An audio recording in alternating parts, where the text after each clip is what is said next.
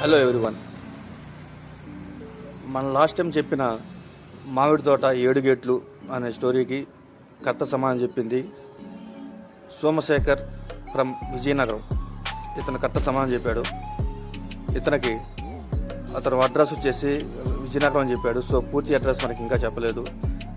అతనే నెక్స్ట్ వీక్లో అతనికి మన చెప్పిన విధంగానే మన ఫోన్, అదే మోటో ఎడ్జ్ న్యూ 40 25,000 రూపాయల విలువ గల ఫోన్ నెక్స్ట్ వీడియోలో మనం గిఫ్ట్గా ఇస్తున్నాము. అది మీ అందరూ కూడా చూస్తారు. ఈరోజు మన కాన్సెప్ట్ వచ్చేసి మా తాత 9 దేశాలు తిరిగి 7 చెట్లు తీసుకొస్తాడు. ఆ 7 చెట్లని 6 చెట్లు నాటుతాడు. ఒక చెట్టు పక్కన పెడతాడు. మా తాతని అడిగా, తాత ఈ 6 చెట్లు ఎందుకు నాటావు, ఒక చెట్టు ఎందుకు పక్కన పెట్టావు అంటే, ఇది తర్వాత చెప్తాలే అని చెప్పి ఫస్ట్ 6 చెట్లని నాటుతాడు అనమాట. నాటిన తర్వాత కొన్ని సంవత్సరాల తర్వాత ఒక 4 చెట్లు పీకి పడేస్తాడు. 2 చెట్లే ఉంటాయి. ఇంకా ఆ 2 చెట్లు పెరిగి పెద్ద అవుతూ ఉంటాయి.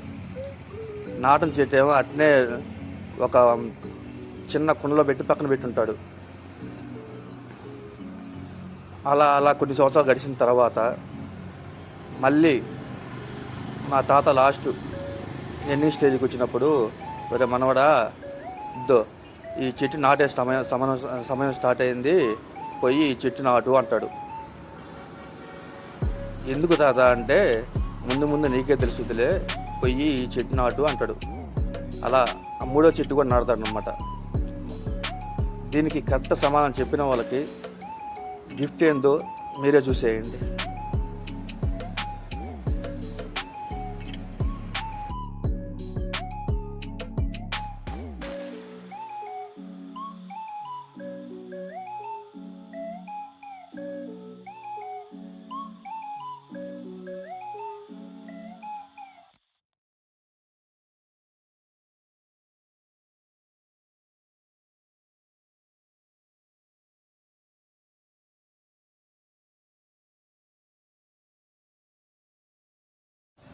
మరొకసారి క్వశ్చన్ చెప్తాను వినండి.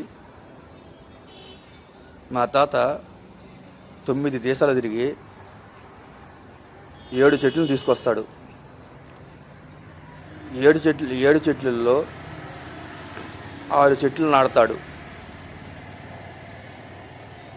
6 చెట్లు నాటి కొన్ని సంవత్సరాల తర్వాత 4 చెట్లను పీకేస్తాడు.